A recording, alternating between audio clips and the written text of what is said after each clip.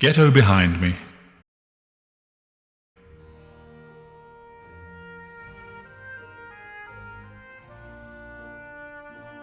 I sleep on an old camp bed in Petitjean's icy flat, where bacterial cultures are reared on cracked dinner plates, and candle wax smears the random assortment of carpet bits, where hash wrapped in bako foil is buried under a dead aspidistra, where everything is slightly sticky, slightly suspect, where pornographic pictures torn from Spurt or some such share pride of place with snapshots of Amelia and Susan, where Franz Schubert and Miles Davis, Van Morrison and Tom Waits take turns on the second-hand stereo at all hours, eliciting hammered complaints from never-seen neighbours. I shiver in my holy pullover, wish I had 2 pairs of socks with me, leaf through my friend's impressive collection of Superman, Green Lantern and Silver Surfer comics, go for a beer with my itinerant musician father, changed alarmingly, disarmingly claiming he hasn't, since we last set eyes on one another 6 years ago.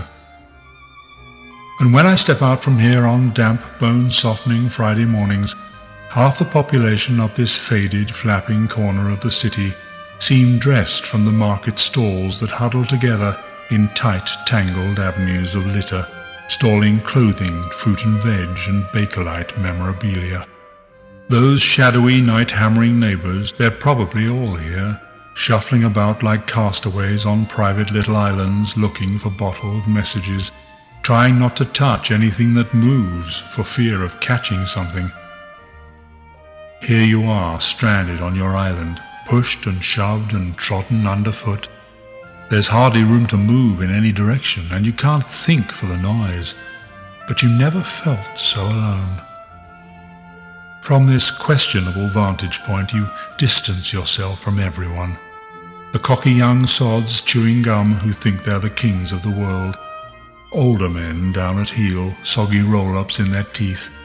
Street photographer, sickly monkey on his arm. Hoity media girls haggling over pennies, nudged aside by grumpy doppelgangers 30 years on.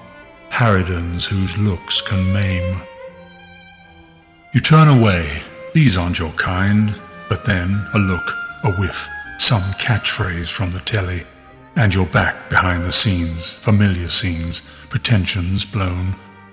Paraffin heaters stinking the place out, sliced white bread turning green, coagulated necks of ketchup bottles, underclothes in soiled heaps, blocked drains and pipes and lavatories, carpets that smell of catarrh and piss, false eyelashes, false hopes, bad toupees, sad used rubbers dropped beside beds, dribbling. Oh, the images pile up. Huge black prams in 2 narrow hallways, acoustic guitars not quite in tune, paperback novels like fat old sandwiches, teddy bear rape victims bubbling stuffing, lethal-looking vibrators gathering fluff, sanitary towels in open bins, Radio 1's desperate, unconvincing joy, posters from New York exhibitions that no one here has been to, stains on ceilings, on beds, on everything, damp walls, damp walls, damp walls.